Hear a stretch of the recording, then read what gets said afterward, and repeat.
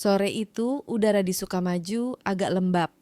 Langit belum sepenuhnya gelap, tapi lampu-lampu jalan sudah mulai menyala.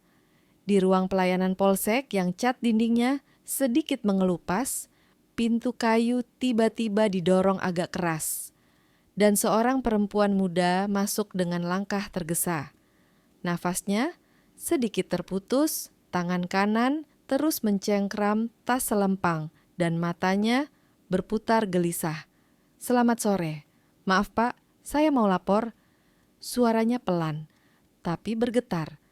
Petugas jaga yang sedang menulis di buku tamu mengangkat kepala. Yang datang itu kira-kira baru awal 20-an. Rambut dikepang asal, wajahnya tipikal anak kos perantauan. Bukan warga sekitar yang biasa. "Lapor apa?" "Teman kos saya hilang 2 hari. Gak bisa dihubungi sama sekali." Nama perempuan itu Rina. Dia menghela napas panjang dulu, seolah sedang memilih kata yang paling tepat supaya polisi tidak menganggap remeh.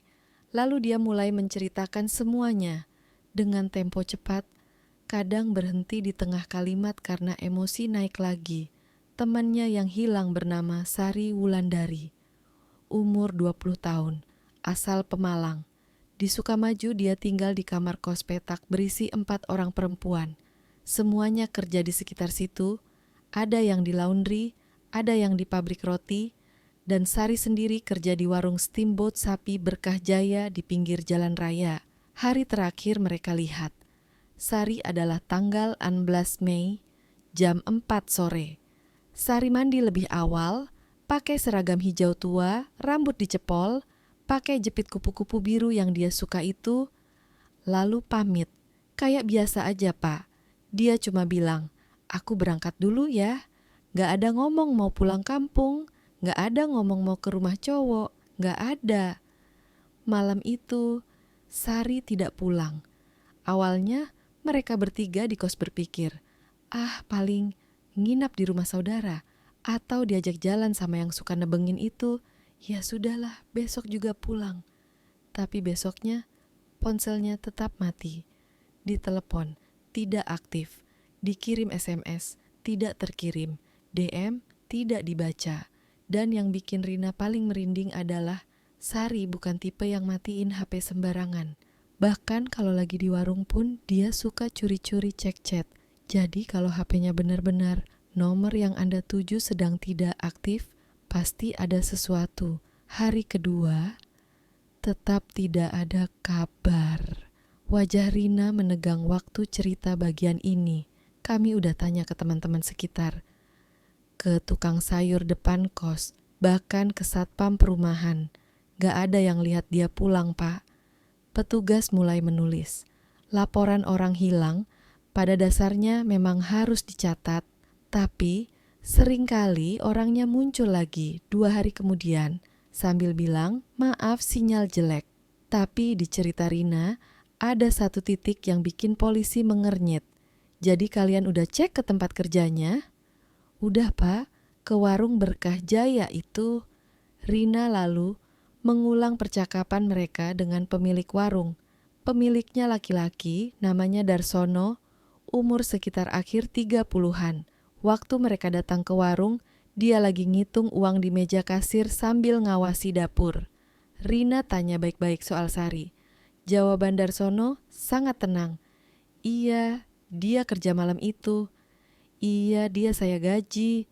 Iya, dia pulang sendiri sekitar jam 11-an. Enggak, saya nggak tahu dia kemana sesudah itu." Dan Darsono bahkan sempat menambahkan kalimat yang sangat biasa. "Anak itu cantik, Mbak, banyak yang suka. Bisa aja dia ikut jalan sama yang lain, kita kan nggak tahu." Kalimat "bisa aja ikut jalan sama yang lain" itu mungkin terdengar masuk akal buat orang awam. Tapi buat teman sekos yang kenal Sari, itu justru bikin tidak tenang. Karena Sari selalu bilang kalau dia mau kemana, minimal ke grup WA kos, dia akan nulis, "Aku gak pulang ya, kunci taruh di bawah keset." Tapi kali ini tidak ada. Polisi yang duduk di depan Rina lalu mulai tanya detail. "Sari kos di mana? Ada fotonya? Nomor HP-nya, keluarga sudah dihubungi, terakhir pakai baju apa? Rina tunjukkan foto. Gadis muda rambut hitam lurus, senyum lebar, kulit sawo matang bersih, benar-benar kelihatan seperti adik kelas SMK yang baru lulus dan semangat kerja. Polisi mengangguk pelan. Yang punya warung itu, siapa namanya tadi? Darsono, Pak. Warung steamboat sapi itu loh. Yang dekat lampu merah Sukamaju. Oh iya, yang rame kalau jam makan malam itu ya. Polisi tahu warungnya, berarti akses ke TKP gampang. Karena yang disebut terakhir ketemu korban adalah pemilik warung, dan karena lokasi kerja korban adalah tempat tertutup, dapur, belakang warung, petugas jaga tidak mau nunda. Dia langsung telepon anggota reskrim yang lagi standby. Mas, sini ke depan bentar. Ada laporan cewek hilang, tapi terakhirnya di warung makan. Kita cek dulu ya. Dua anggota keluar dengan seragam dinas, bawa buku catatan dan masker, karena mereka juga tahu dapur warung sering bau. Mereka minta Rina ikut sekalian buat nunjukin tempat. Rina mengangguk, walau wajahnya kelihatan tegang. Dia mungkin tak siap kalau ternyata yang hilang bukan cuman keluar kota. Jalan ke warung Berkah Jaya sore itu ramai. Motor parkir berjejer, asap kuah dan wajan melayang-layang ke jalan. Warungnya sendiri tidak besar, tapi bentuknya khas. Ruang makan depan terbuka, dapur di belakang ditutup tirai plastik, dan di sisi kiri ada kulkas minuman. Di papan depan tertulis, steamboat sapi Berkah Jaya, kuah rempah, murah, halal. Dari luar, tidak ada tanda-tanda horor. Itu yang bikin kasus-kasus seperti ini menipu. Dari luar kita lihat orang makan bakso, kita lihat keluarga tertawa, sementara di balik tirai ada sesuatu yang tidak boleh dilihat. Polisi masuk pelan, tidak pakai sirene, supaya tidak bikin pelanggan panik. Seorang pelayan yang pakai apron kaget melihat polisi, langsung manggil ke dalam. Pak, ada polisi. Darsono keluar. Darsono hari itu pakai kaos hitam dan celana pendek selutut, khas bos warung yang dari pagi sudah kegerahan. Badannya agak gemuk, rambut dipotong cepak, wajahnya datar. Dia melihat polisi dan langsung pasang wajah bingung. Ada apa ya, Pak? Maaf, Pak. Kami mau tanya soal salah satu karyawan Bapak, namanya Sari Wulandari. Polisi langsung ke inti. Darsono mengerutkan dahi, reaksi yang kelihatan natural buat orang yang baru dengar. Oh, Sari. Iya, benar kerja di sini? Iya, anak baru 3 bulanan. Kenapa ya? Dia itu, lah kok hilang? Polisi jelaskan singkat bahwa teman kos lapor dia tidak pulang 2 hari. Darsono mengangguk-angguk, menegaskan lagi bahwa malam tanggal 16 itu Sari masih kerja, bantu beresin meja, lalu dia kasih gaji mingguan. Setelah itu, dia pamit pulang. Sendiri? Iya, sendiri. Bapak antar? Enggak, biasa dia sendiri kok, kos dia kan gak jauh. Sampai titik itu, jawaban Darsono masih masuk akal. Warung tetap jalan, karyawan lain lalu lalang. Mesin kukus masih bunyi. Tidak ada darah muncrat di dinding, tidak ada bau busuk berlebihan.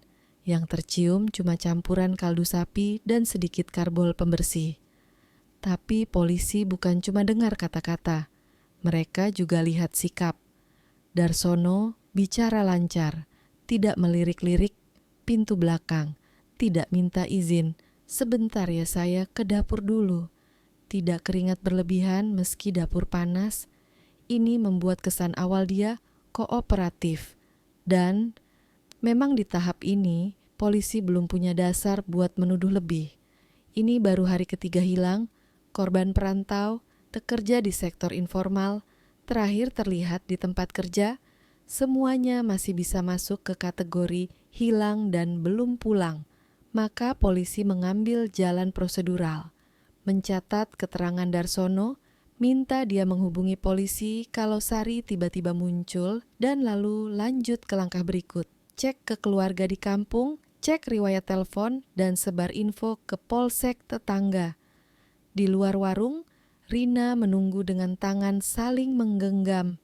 Begitu polisi keluar, dia langsung bertanya dengan mata penuh harap, "Gimana, Pak? Dia di dalam nggak?" Polisi menggeleng pelan.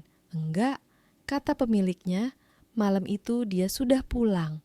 Jawaban itu hampa. Karena kalau benar Sari sudah keluar dari sini malam itu, berarti dia hilang di tengah jalan. Bisa dibawa orang, bisa kecelakaan dan belum ditemukan, bisa juga memang sudah tidak hidup lagi. Tapi satu hal yang belum disadari Rina dan juga belum disadari polisi sore itu, kunci kasus ini bukan pada teman kos, bukan pada pelanggan, bahkan bukan pada CCTV jalan. Kunci kasus ini ada pada seseorang yang saat itu belum muncul di warung, istri Darsono sendiri. Orang yang tahu bau dapur normal, orang yang tahu seragam karyawan, orang yang tahu suaminya sedang menyembunyikan sesuatu, dan kunjungan kecilnya sehari setelah itu akan merobek habis selubung warung Berkah Jaya. Hari itu, 19 Mei 2011, siang Sukamaju terasa lengket. Udara panas bercampur bau solar dari truk-truk yang lalu lalang di jalan utama. Di rumah kontrakan kecil yang hanya berjarak 2 gang dari warung Berkah Jaya, seorang perempuan duduk termenung di kursi plastik. Bayinya tertidur di boks kecil di samping ranjang. Perempuan itu bernama Lestari. Usianya 32 tahun. Baru sebulan melahirkan anak laki-laki pertama. Tubuhnya masih lemah, tapi pikirannya tak pernah bisa diam. Dari pagi ia gelisah tanpa tahu kenapa. Sejak beberapa hari terakhir, suaminya, Darsono, selalu pulang malam, bahkan kadang lewat tengah malam. Dulu, kalau sibuk dia masih sempat kirim pesan, "Warung rame, tidur duluan ya." Tapi kali ini tidak. Tidak ada kabar, tidak ada pesan, bahkan tidak ada sentuhan lembut yang dulu masih ia rasakan. Dan yang paling membuatnya aneh, setiap kali Darsono pulang, bajunya berbau tajam. Bukan cuma bau daging mentah, tapi ada aroma campuran karbol, seperti rumah sakit dan amis yang menempel lama di hidung. "Mas, kamu habis bersihin apa sih? Kok baunya kayak gini?" "Ah, nggak apa-apa. Dapur tadi ada saluran mampet, aku siram pemutih." Jawabannya datar, dan selesai begitu saja. Hari itu, sekitar jam 3 sore, Lestari memutuskan untuk pergi ke warung. Ia sudah cukup bosan duduk di rumah dan ingin sekadar melihat tempat usaha yang dulu ia bantu bangun dari nol, dari gerobak kecil di pinggir jalan sampai punya dapur sendiri. Dia menyiapkan sekotak sayur asem dan pepes tongkol, hasil masakan ibunya, dan berkata pada mertuanya, "Bu, saya ke warung bentar, bawa makan buat Mas Darsono. Kasian, dia nggak pernah pulang makan siang." Ibunya cuma mengangguk, bayi masih tidur. Jalan ke warung cuma 10 menit, tidak ada yang mencurigakan. Sore itu, warung Berkah Jaya masih ramai. Dari luar, terdengar bunyi ceret air mendidih dan suara pelanggan memanggil, "Tambah kuah, Mbak." Lestari tersenyum tipis, campuran rindu dan bangga. Tapi ketika melangkah masuk ke dapur, senyum itu langsung hilang. Bau itu langsung menyergap, campuran tajam antara karbol dan amis daging busuk. Bau yang menusuk tenggorokan dan bikin perut mual. Dia berhenti di ambang pintu. Pandangannya berkeliling. Dinding dapur lembab, lantai mengilap basah, seperti baru disiram. Di meja stainless ada talenan besar penuh bercak kehitaman. Dan di ujung dapur, suaminya, Darsono, membelakanginya, tubuh tegapnya sedikit bungkuk, sedang mencacah sesuatu. Golok besar di tangan kanan, ember di samping kaki. Gerakannya cepat tapi kaku, seperti orang yang sedang menutup-nutupi sesuatu. "Mas!" Suara Lestari lirih. Darsono tersentak. Kepalanya menoleh cepat. Wajahnya pucat, kaget, lalu marah. "Loh, kamu ngapain ke sini?" "Aku bawa makanan." "Sudah kubilang, jangan ke warung dulu. Ini kotor, panas, gak enak buat kamu. Nada suaranya tinggi, terlalu tinggi untuk alasan sesederhana itu. Lestari menatap suaminya beberapa detik. Ada sesuatu di wajah Darsono yang belum pernah ia lihat sebelumnya. Bukan hanya lelah, tapi takut. Ia melangkah pelan ke dalam. Matanya menelusuri dapur yang dulu begitu akrab baginya. Mas, kenapa baunya kayak gini? Ya, aku bilang, ada saluran mampet, aku siram karbol. Tapi kok banyak banget? Darsono tidak menjawab. Ia berdiri di depan talenan. Jelas berusaha menutupi sesuatu. Lestari memiringkan kepala, mencari celah pandang, dan saat itu matanya menangkap kantong sampah hitam besar di pojokan. Mulut kantong itu tidak terikat rapat. Dari dalamnya menyembul kain hijau tua, seragam kerja karyawan warung, dan di atas kain itu ada jepit rambut kupu-kupu biru. Lestari langsung mengenalinya. Itu milik Sari, gadis muda yang kerja di warung suaminya. Jantungnya berdetak cepat, keringat dingin turun di punggung. Mas, ini, suaminya menatap, matanya membulat. Jangan buka itu. Tapi kenapa ada baju karyawan di sini? Sudah kubilang, jangan ikut campur. Nada Darsono berubah jadi bentakan. Tapi Lestari bukan tipe perempuan yang bisa diam saat nalurinya bicara.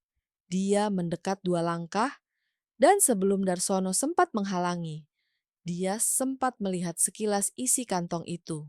Bukan hanya seragam.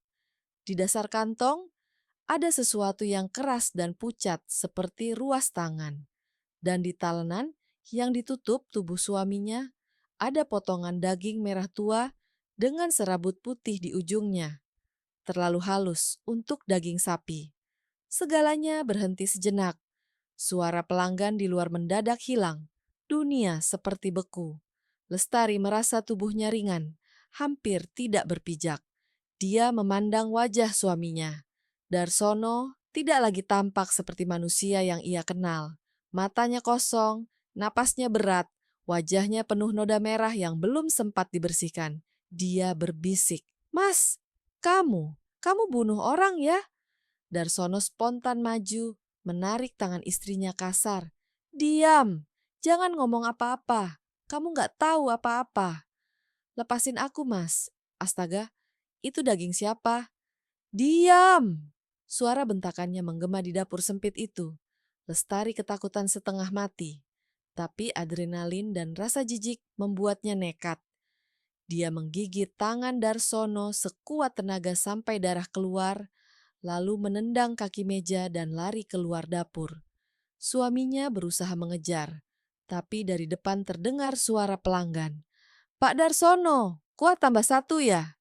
Darsono berhenti sepersekian detik, dan di saat itu Lestari sudah menerobos tirai plastik, menembus ruangan depan, melewati meja-meja pelanggan yang kaget, dan berlari ke jalan sambil menjerit histeris. "Tolong!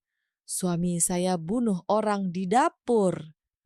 Ada karyawan hilang, ada bajunya di kantong sampah." Orang-orang di warung langsung panik. Beberapa pelanggan menjauh dari meja, beberapa berlari keluar. Pelayan perempuan menangis tanpa tahu kenapa. Lestari tidak menoleh lagi. Dia terus berlari tanpa sandal, menembus debu jalan, menuju bangunan dengan plang besar bertuliskan Polsek Sukamaju. Di kantor polisi, suasananya berubah drastis begitu ia masuk. Petugas jaga kaget melihat perempuan dengan wajah pucat, rambut berantakan, tangan berdarah. "Bu, kenapa?" "Suami saya, dia bunuh orang di dapur warung." Kata-kata itu keluar terputus di sela tangis. Tapi cukup untuk membuat kepala piket langsung berdiri. Dalam waktu 5 menit laporan naik ke Kapolsek. Lestari diberi air minum, tapi tangannya masih gemetar. Ia terus mengulang kalimat yang sama. "Ada bau karbol, ada seragam, ada jepit rambut. Itu bukan daging sapi, Pak." Kapolsek tak buang waktu. Ia langsung telepon Satreskrim Polres minta backup. "Cepat, ini bukan laporan biasa, laporannya datang dari istri pelaku sendiri." 15 menit kemudian, 2 mobil patroli dan 1 mobil reskrim meluncur ke lokasi. Sirene padam, tapi lampu merah biru masih berkedip diam-diam di kejauhan. Warung Berkah Jaya sudah setengah tutup. Pelanggan bubar, pelayan ketakutan, dan Darsono berdiri di belakang dapur, tangan gemetar, mencoba menyingkirkan sesuatu dari meja. Polisi, jangan bergerak. Darsono menoleh, wajahnya kosong.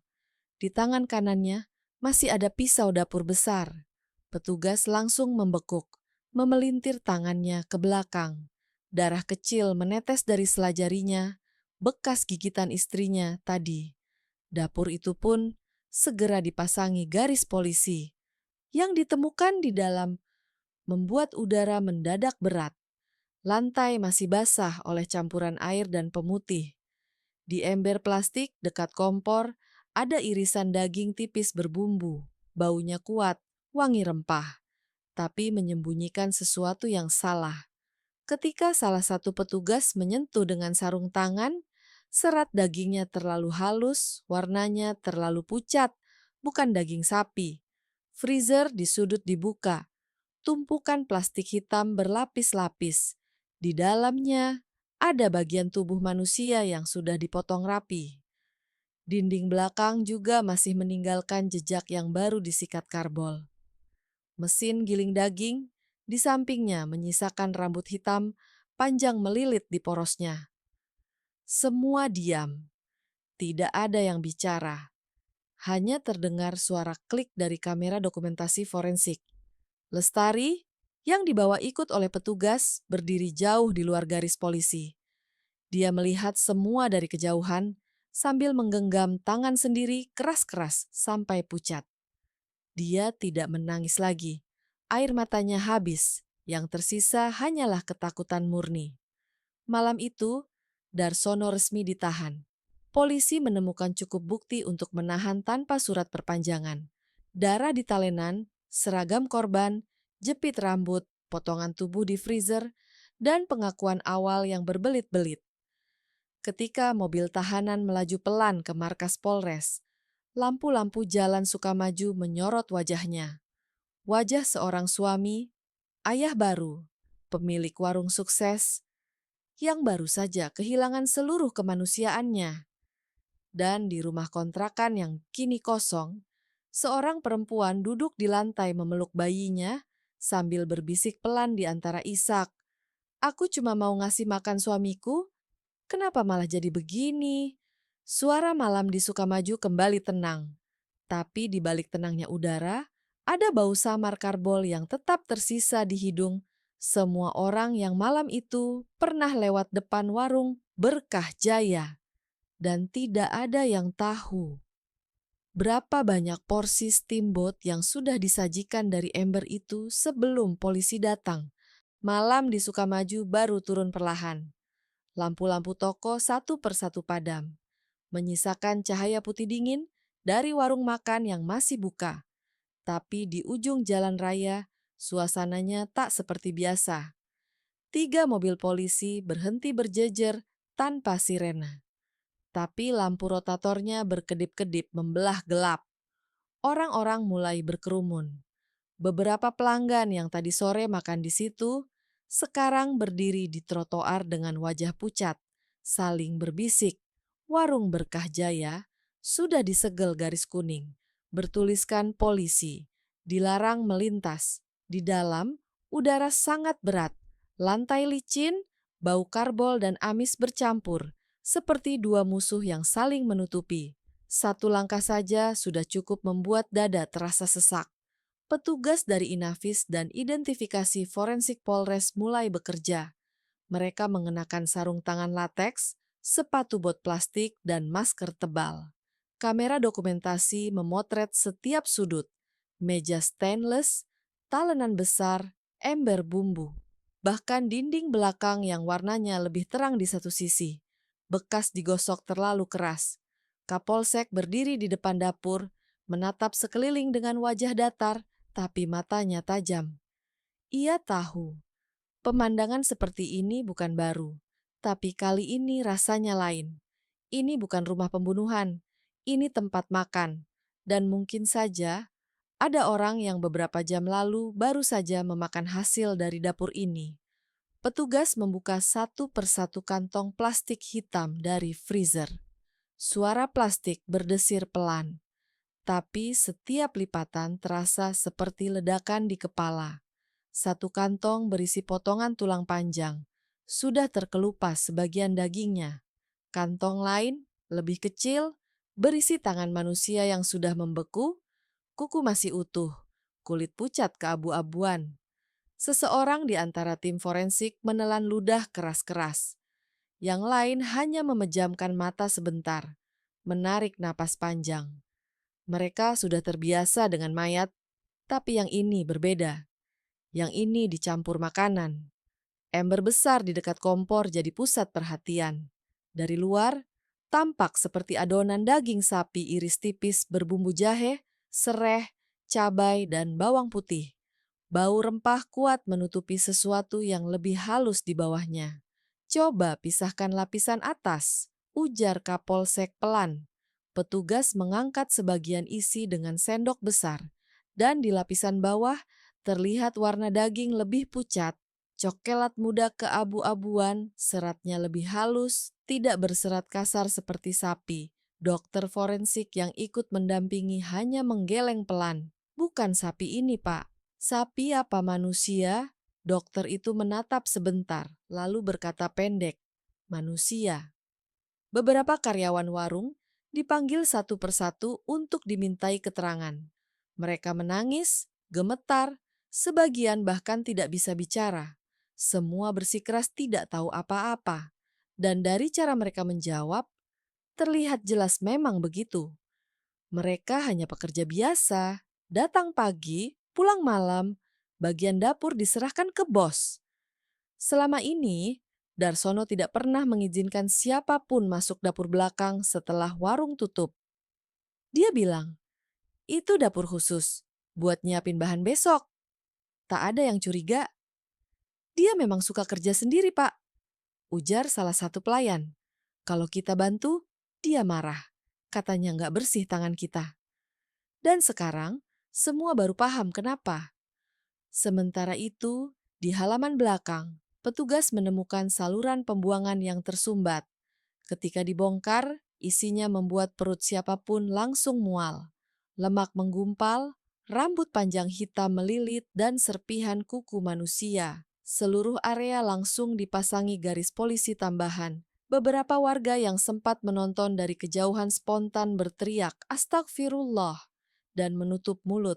Ada juga yang langsung muntah di pinggir jalan. Dari jendela dapur, terlihat bayangan Lestari berdiri diam, wajahnya tertutup selendang. Dia datang bersama petugas, tapi tidak berani mendekat. Air matanya sudah kering. Yang tersisa hanya pandangan kosong seperti orang baru kehilangan seluruh arah hidupnya.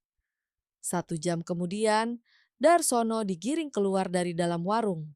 Tangan diborgol, wajah tertunduk. Lampu dari kamera wartawan lokal mulai menyala. Klik, klik, klik. Pak Darsono, benar Bapak yang bunuh karyawan itu? Bapak campur daging manusia ke masakan. Ia tidak menjawab, cuma menunduk, menggigit bibir dan diam. Wajahnya kini tidak lagi datar seperti kemarin sore ketika menjawab polisi.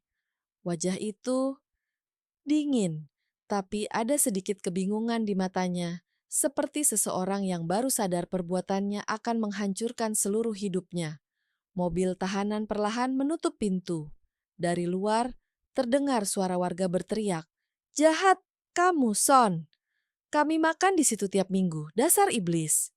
Teriakan-teriakan itu menusuk malam, tapi Darsono hanya menatap kosong ke bawah. Di ruang pemeriksaan Polres, Darsono mulai bicara. Awalnya lambat, penuh alasan. Katanya, "Saya panik, Pak." Katanya, "Saya nggak sengaja." Tapi polisi tidak menerima alasan kabur. "Kalau kamu panik, kenapa kamu potong-potong tubuh korban? Kalau kamu nggak sengaja, kenapa kamu campur daging manusia ke makanan jualan?" Tak ada jawaban. Hanya napas berat, mata merah, dan kepala yang menunduk lebih dalam. Lalu Dengan suara serak seperti orang menyerah, ia mulai mengaku. Kata demi kata keluar di antara tangisan aneh.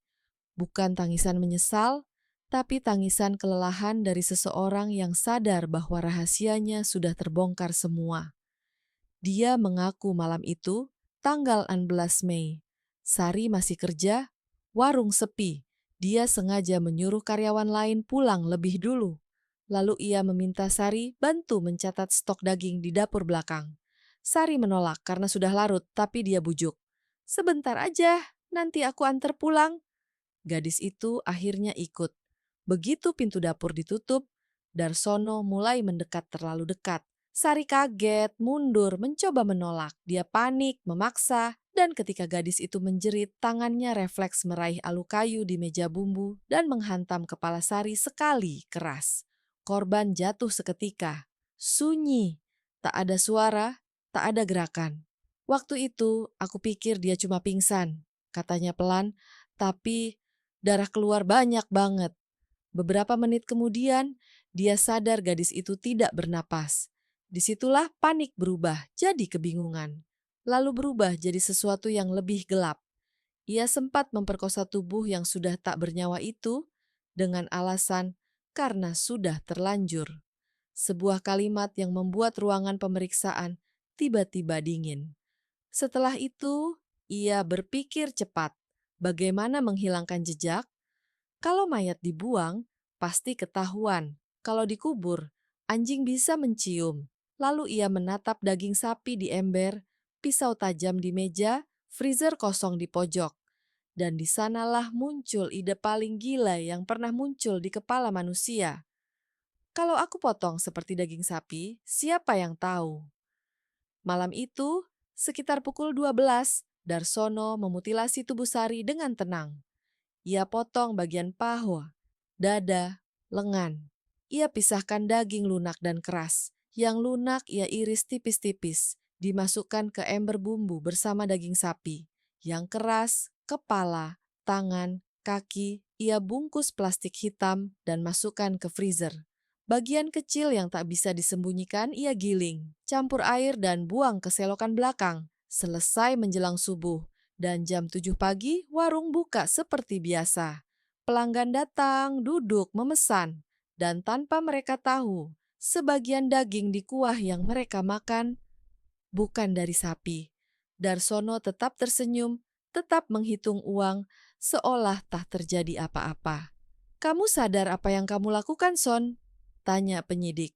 Dia diam lama, lalu pelan-pelan menjawab, "Saya cuma gak mau ketahuan."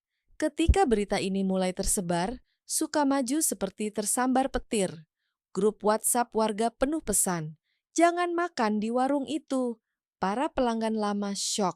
Banyak yang langsung datang ke puskesmas karena mual, bukan karena keracunan, tapi karena bayangan menjijikan di kepala mereka. Di sekitar warung, bau karbol tetap tercium, bahkan setelah garis polisi terpasang 2 hari. Orang-orang yang lewat memilih menyeberang ke sisi lain jalan. Setiap kali angin sore berhembus, mereka merasa seakan bau amis itu kembali, menggantung di udara. Sementara itu, Lestari dibawa ke rumah aman sementara. Dia tidak bisa tidur. Setiap kali memejamkan mata, dia mencium bau karbol dari dapur, mendengar suara golok menghantam talenan. Bayinya menangis setiap jam, dan dia cuma bisa memeluknya erat sambil berbisik pelan, "Kamu jangan kayak bapakmu ya, Nak. Jangan kayak bapakmu." 3 hari kemudian, penyidik menutup sementara warung Berkah Jaya. Semuanya dipasangi segel. Dari luar, terlihat seperti bangunan mati. Kursi masih teratur, muk gelas masih di rak, tapi tidak ada suara kehidupan di dalamnya. Di papan nama yang masih tergantung di atas pintu, huruf-huruf putih Berkah Jaya perlahan menguning oleh debu. Ironis, kata berkah berubah jadi kutukan. Kasus ini kemudian diambil alih oleh Polres, lalu naik ke tingkat kejaksaan. Pasal yang menunggu Darsono panjang: pembunuhan berencana, kekerasan seksual, mutilasi, dan pencemaran makanan konsumsi publik. Ancaman hukuman, seumur hidup, bahkan bisa mati. Tapi bagi warga Sukamaju, hukuman terberat sebenarnya bukan di pengadilan. Hukuman itu sudah datang lebih dulu. Rasa jijik dan trauma setiap kali mereka mencium bau daging sapi. Malam terakhir sebelum dibawa ke rutan, Darsono sempat bicara pada salah satu penyidik muda yang berjaga. Suaranya lemah, tapi nadanya datar. Aku cuma mau bilang, "Pah, sebenarnya aku gak tega, tapi waktu itu aku ngerasa kayak bukan aku yang gerak. Kalau bukan kamu, siapa?" Dia diam sebentar. Lalu dengan pandangan kosong ke lantai, ia menjawab pelan, "Aku gak tahu, mungkin setan yang aku pelihara di dapur." Sampai hari ini, warung Berkah Jaya tetap ditutup. Catnya mulai mengelupas. Beberapa warga masih bilang, kalau lewat situ malam-malam, kadang terdengar suara air mendidih dari dalam dapur, padahal semua sudah padam.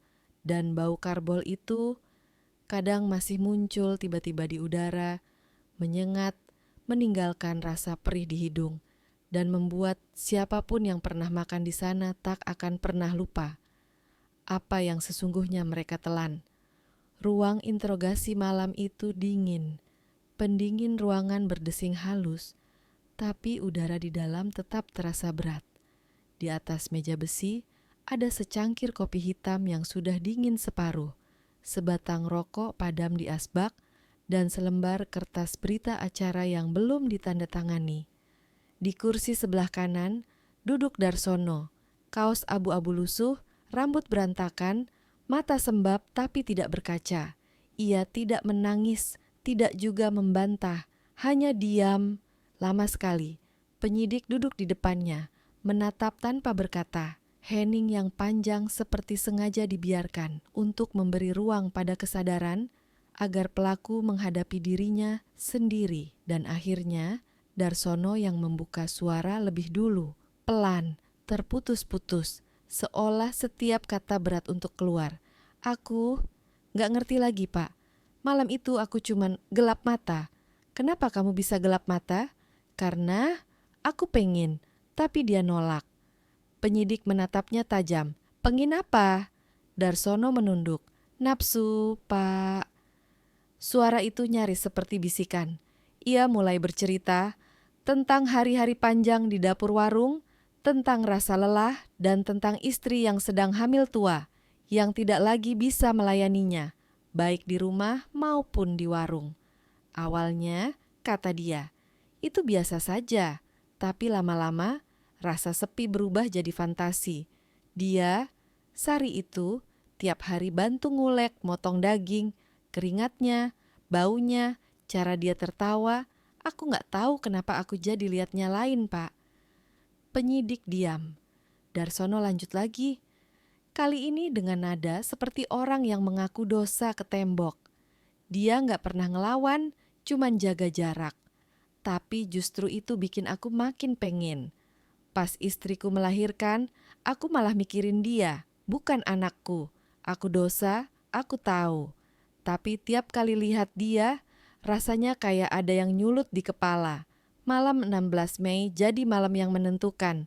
Warung sepi, hanya tersisa 2 meja pelanggan. Setelah semua pulang, Darsono menyuruh karyawan lain beres-beres lebih cepat dan pulang duluan. Sari yang terakhir, dia suruh bantu catat stok daging. Dia sebenarnya udah bilang capek, tapi aku maksa. Aku bilang, "Bentar aja, aku antar pulang." Pas dia berdiri di depan lemari daging, aku dekati. Aku cuma mau peluk, cuma mau, ya, gitu. Sari kaget, langsung dorong dia. "Mas, jangan," katanya begitu dengan nada tegas. Dan di detik itu, menurut pengakuan Darsono, dia kehilangan kontrol. Dia ingat benar bagaimana suasana dapur malam itu. Lampu neon putih, bunyi kipas angin di pojok, dan bau daging mentah di ember. Dia menarik Sari dengan kasar, mencoba menutup mulutnya. Teriakan pertama menggema sampai ke depan. Panik. Tangannya meraih benda terdekat, alu kayu besar, biasa dipakai menumbuk bumbu. "Hantam sekali," katanya datar. Langsung diam, kepala Sari roboh ke lantai. Darah menetes dari belakang telinga merembes ke sela ubin. Waktu itu aku bengong, Pak. Badanku gemetar. Tapi otakku malah bilang, sudah terlanjur. Aku malah buka bajunya. Kalimat itu meluncur pelan. Tapi di ruang itu terasa seperti palu. Penyidik tidak memotong. Mereka biarkan ia tenggelam dalam ceritanya sendiri. Setelah itu, Darsono bilang ia duduk lama di lantai, memandangi tubuh Sari yang diam. Suara detak jam dinding terasa keras sekali di telinganya. Dia sadar sepenuhnya apa yang baru ia lakukan. Dan disitulah ketakutan mulai merayap. Dia tahu kalau karyawan lain tahu besok pagi, tamatlah dia. Kalau lapor polisi, habis. Kalau kabur, pasti dikejar. Semua jalan tampak buntu, sampai matanya tertuju pada meja potong daging, pisau besar, talenan kayu, ember bumbu, dan pikiran gilanya berbisik. Kalau daging sapi, bisa kau potong dan kau jual, kenapa yang ini tidak? Dia tidak langsung melakukannya. Awalnya, cuma mencoba memindahkan mayat ke tempat lebih tersembunyi. Dia seret tubuh Sari ke bagian belakang dapur dekat freezer. Tapi darahnya terlalu banyak. Setiap langkah meninggalkan jejak. Di situ aku tambah panik, Pak. Aku pikir, kalau darahnya begini banyak, pasti ketahuan. Dan entah bagaimana, tangan itu bergerak sendiri. Dia ambil pisau daging yang setiap hari dia pakai motong sapi dan mulai memotong bagian tubuh korban. Pelan-pelan, metodis, tanpa teriakan, tanpa suara. Habis itu aku gak mikir apa-apa lagi. Kayak otomatis, aku motong, terus motong. Yang bisa aku iris, yang keras aku bungkus plastik, aku campur dagingnya ke ember bumbu, biar hilang baunya. Ia berhenti bicara sebentar, menatap meja, mengusap wajah, lalu menatap penyidik dengan mata merah. Aku tahu itu salah, Pak. Tapi waktu itu, otakku bilang, ini satu-satunya cara. Penyidik mencatat, tapi juga memperhatikan tiap detil gestur. Tidak ada tanda psikosis berat, tidak juga tanda kejang. Artinya, ia sadar sepenuhnya apa yang ia lakukan. Berarti kamu tahu kamu motong manusia? Darsono mengangguk perlahan. Tahu, kamu sadar itu dosa besar? Iya, Pak, tapi kamu tetap lanjut. Dia mengangguk lagi. Kenapa? Darsono menarik napas panjang, menatap kosong ke dinding, karena aku gak mau ketahuan, dan karena setelah motong itu, aku malah ngerasa tenang. Kalimat itu membuat ruangan senyap. Penyidik muda yang duduk di pojok bahkan menelan ludah keras. Darsono melanjutkan, waktu aku motong dagingnya, aku gak ngerasa jijik. Bahkan rasanya kayak lagi motong sapi biasa. Tanganku udah hafal irisan. Pisau ngikutin ritme, darahnya keluar, aku siram air panas. Bau amisnya aku tutup dengan jahe. Habis itu aku lanjut motong sapi beneran. Dicampur semua, gak ada beda. Penyidik kemudian bertanya pelan, terus kamu sajikan ke pelanggan? Darsono mengangguk tapi kali ini matanya mulai berkaca. Iya, Pak, aku masak campur karena takut ketahuan kalau dagingnya hilang. Aku pikir kalau semua habis dimakan orang, gak bakal ada bukti. Dan kamu tetap kerja seperti biasa? Iya, hari itu aku tetap buka warung. Orang makan, ketawa, bayar. Aku pura-pura gak tahu apa-apa. Ia tertawa, kecil, tawa pendek, kering, seperti orang tak percaya pada dirinya sendiri. Tiap sendok yang mereka suap, aku cuma bisa lihat bayangan Sari. Tapi gak ada yang curiga, semuanya bilang, wah dagingnya empuk banget, Mas. Tawa itu berubah jadi tangis kecil yang tertahan di tenggorokan. Di hari ketiga setelah kejadian, istrinya datang, dan semua kamuflase itu hancur. Ia sempat berpikir untuk membunuh Lestari juga, supaya tidak bocor, tapi saat melihat wajah istrinya yang masih pucat karena baru melahirkan, ia tak sanggup. Dia cuma mau kasih makan, tapi malah ngeliat semua.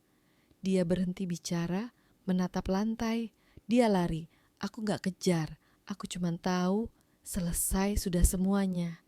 Setelah pengakuan lengkap itu, psikolog kriminal dipanggil untuk menilai kondisi mentalnya.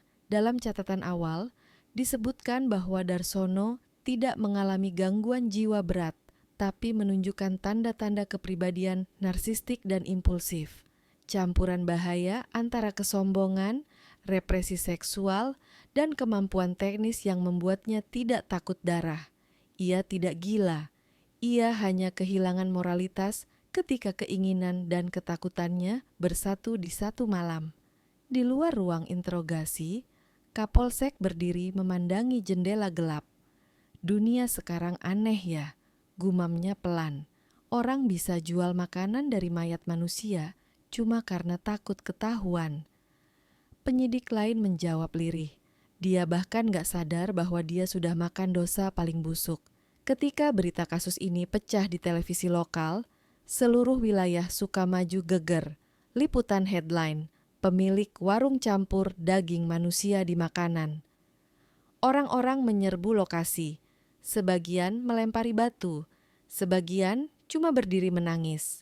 Beberapa pelanggan yang sempat makan di sana datang ke Polres memohon agar diperiksa. Aku makan di situ, Pak, 2 kali. Apa aku juga kena? Polisi hanya bisa menjawab dengan kepala menunduk, "Tidak, Bu, tapi mungkin sebaiknya Ibu tenangkan diri dulu." Namun luka batin itu tidak mudah sembuh. Setiap kali ada yang mencium bau daging, mereka teringat wajah Sari. Di rumah aman, Lestari menatap foto anaknya yang masih merah. Dia tidak lagi meneteskan air mata, hanya diam, memandang kosong ke langit-langit. Setiap malam, ia masih mencium bau karbol yang sama, bau yang menempel di otaknya. Kadang ia bermimpi sedang kembali ke warung dan melihat Darsono berdiri di dapur, tersenyum samar, sambil berkata pelan, "Tenang aja, ini cuma daging sapi, kok." Ia terbangun dengan teriakan, berkeringat, menggigil, dan setiap kali itu terjadi, ia memeluk bayinya erat-erat sambil berbisik seperti mantra, "Kamu jangan kayak bapakmu ya, Nak. Jangan pernah kayak bapakmu." Beberapa minggu kemudian, penyidikan selesai. Darsono menandatangani berita acara pemeriksaan. Tangan gemetar, tapi tetap menulis nama, tanda tangan, tanggal. Selesai. Dia lalu dibawa ke sel sementara. Di sana, ia duduk di pojok, menatap lantai, dan tanpa ditanya apa-apa, berkata pelan kepada sipir, "Saya udah habis, Pak. Tapi kalau boleh jujur, pas terakhir motong itu, saya nggak takut. Saya malah tenang sekali." Sipir tidak menjawab, hanya menutup pintu sel dan meninggalkan suara besi beradu yang menggema panjang di koridor. Malam itu, Sukamaju kembali sunyi. Tapi bagi orang-orang yang tahu kisah ini, tidak ada yang benar-benar bisa tidur. Karena di antara bau karbol yang masih menempel di udara, mereka tahu di dapur kecil yang dulu ramai itu, seorang manusia pernah berubah menjadi jagal dan menjadikan dosa sebagai menu sehari-hari. Pagi itu, Sukamaju tidak lagi seperti desa kecil yang tenang. Sejak subuh, jalan menuju warung Berkah Jaya sudah penuh orang. Mobil media parkir berjajar, kamera menyorot setiap sudut, dan mikrofon berebut di depan garis polisi yang mulai pudar karena embun malam. Di atas pintu yang catnya mulai mengelupas, spanduk kuning besar digantung. Lokasi kejahatan dalam penyidikan. Dan tepat di bawahnya ada papan kecil yang dipasang warga sendiri. "Kami tidak akan lupa." Warga Sukamaju yang dulu terbiasa lewat depan warung sambil membeli steamboat, kini tidak berani melintas. Bahkan anak-anak dilarang main di sekitar situ.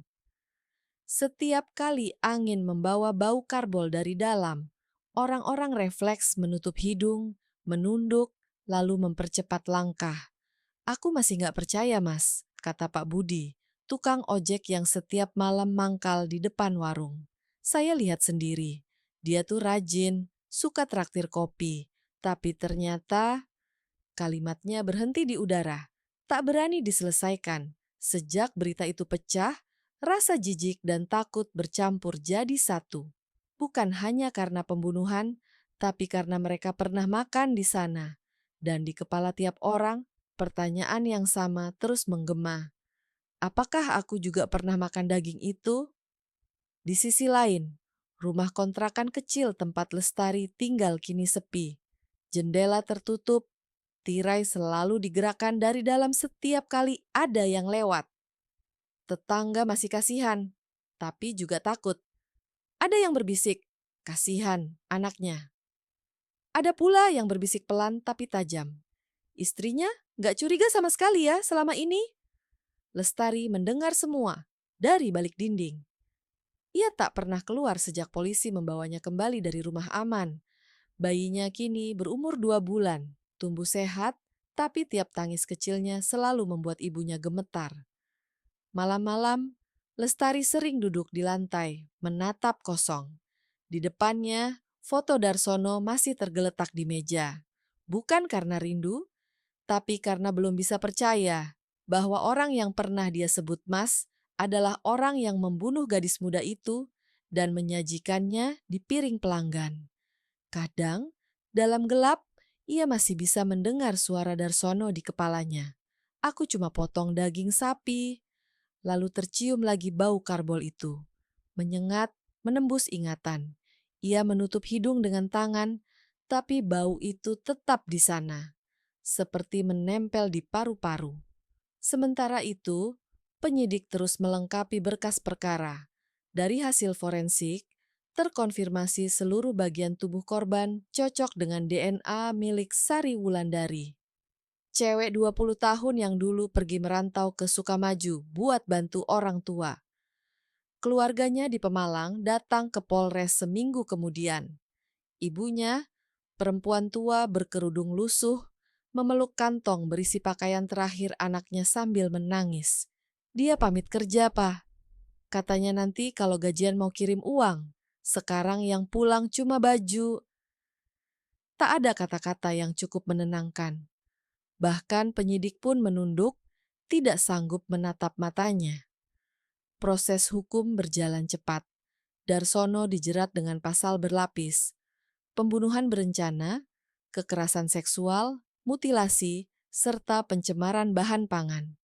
Ancaman hukuman, mati. Sidang pertamanya digelar di Pengadilan Negeri Bojonegoro.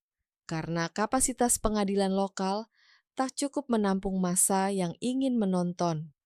Ratusan warga datang sejak pagi.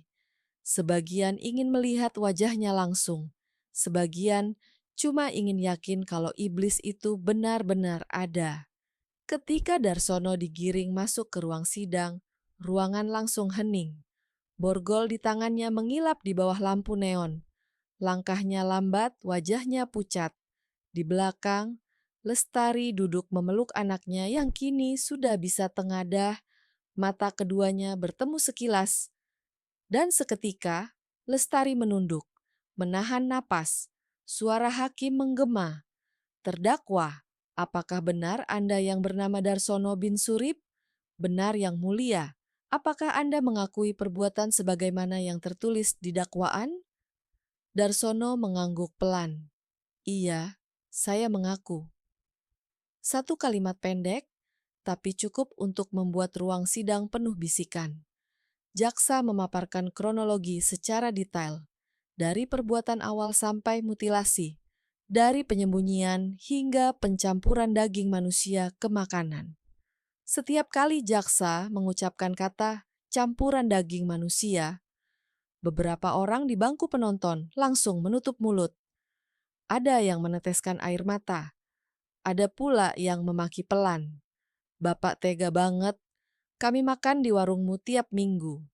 Bisikan itu terdengar meski hakim sudah mengetuk palu 3 kali. Sementara di meja sebelah, kuasa hukum Darsono mencoba membela.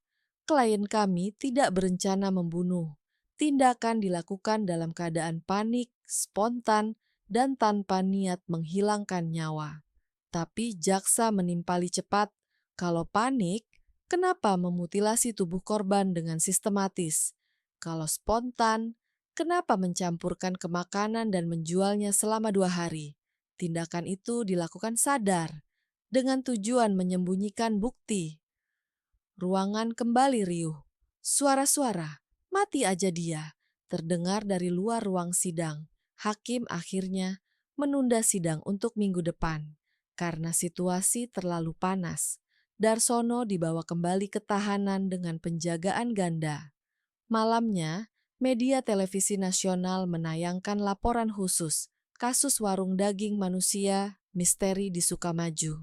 Dalam tayangan itu, muncul potongan video lama Darsono saat warungnya masih ramai. Dia tertawa, melayani pelanggan, dan di layar bawah muncul teks merah. Siapa sangka tangan inilah yang mengiris daging manusia. Seluruh negeri geger. Hashtag Wilsjan Warung Darah menjadi tren di media sosial. Ribuan komentar membanjiri. Ada yang mencaci, ada yang mendoakan korban, ada pula yang menulis panjang tentang betapa tipisnya batas antara manusia dan iblis. Lestari menonton tayangan itu sendirian di ruang tamu. Suara berita bergema, tapi matanya tak fokus. Ia hanya menatap wajah Darsono di layar, wajah yang dulu menatapnya penuh cinta waktu menikah, dan sekarang menatap Hakim seperti bayangan kosong. "Mas," bisiknya pelan, "kenapa kamu tega banget?" Bayinya mulai menangis, dan tangisan itu menyadarkannya bahwa dunia tetap berjalan, meski hidupnya berhenti di satu malam berdarah itu. Sidang demi sidang berlangsung berbulan-bulan. Setiap kali hakim membuka persidangan, warga datang penuh. Saksi ahli forensik menjelaskan potongan tubuh, psikolog menjelaskan kondisi mental pelaku, dan Lestari, meski enggan, akhirnya dipanggil untuk bersaksi. Waktu berdiri di depan hakim, suaranya nyaris tak terdengar. Tapi ketika ditanya apa yang ia lihat malam itu di dapur, matanya menatap kosong dan berkata pelan, "Saya lihat jepit rambut warna biru, yang mulia, dan saya tahu, itu bukan cuma baju karyawan." Ruangan langsung sunyi. Hakim menunduk, mengetuk palu 3 kali. Akhirnya, setelah 3 bulan sidang, putusan dibacakan, menjatuhkan pidana penjara seumur hidup kepada terdakwa Darsono bin Surip atas tindak pidana pembunuhan, berencana disertai mutilasi dan pencemaran bahan pangan. Beberapa orang bertepuk tangan, beberapa hanya menunduk. Darsono menatap lurus ke depan, tanpa ekspresi. Dia tidak memohon ampun, tidak menangis, tidak marah. Hanya menatap kosong, seolah pikirannya sudah tertinggal di dapur itu di malam ketika semua gelap berubah jadi sunyi. Setelah sidang usai, wartawan mengejar Lestari di luar gedung. "Bu, apa ibu masih sayang sama suami ibu?" Pertanyaan itu membuatnya berhenti sebentar. Dia memeluk bayinya erat, menatap kamera, dan menjawab dengan suara pelan tapi jelas, "Yang saya sayang cuma anak saya. Suami saya sudah mati malam itu." Lalu ia berjalan pergi, meninggalkan kerumunan, meninggalkan semua yang pernah disebut rumah. Bulan-bulan berikutnya, warung Berkah Jaya resmi dibongkar. Lantai bekas dapur digali, temboknya diruntuhkan. Tapi bahkan setelah tanah itu diratakan, tidak ada yang mau membangun lagi di situ. Setiap malam, orang-orang masih bilang, kalau lewat sekitar pukul 12, kadang terdengar suara air mendidih pelan dari bawah tanah, dan bau karbol samar yang datang entah dari mana. Warga menyebutnya tanah yang tidak bisa bersih.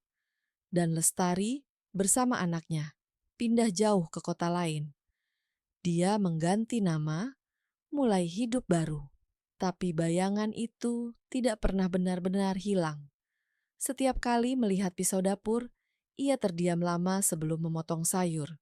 Setiap kali mencium bau daging rebus, ia menutup mata, menahan mual. Malam-malam, ia masih bermimpi berada di dapur itu. Bau karbol memenuhi paru-paru, dan suara Darsono berbisik pelan dari belakang. "Lihat, sekarang semua bersih." Ia selalu terbangun sambil berteriak, dan di setiap pagi setelah itu, ia hanya bisa menatap anaknya dan berkata lirih, "Kita hidup karena kebenaran, Nak, tapi juga karena dosa yang gak bisa hilang." Kini, 10 tahun sudah berlalu. Sukamaju kembali tenang, warung baru tumbuh di seberang jalan, tapi orang-orang masih enggan menyebut nama Berkah Jaya. Bagi mereka, itu bukan warung. Itu monumen dari malam ketika manusia lupa cara menjadi manusia. Dan di udara yang kadang masih membawa bau samar karbol itu, cerita Darsono terus hidup sebagai pengingat bahwa kejahatan paling mengerikan selalu lahir dari ketakutan yang dibungkus dengan ketenangan.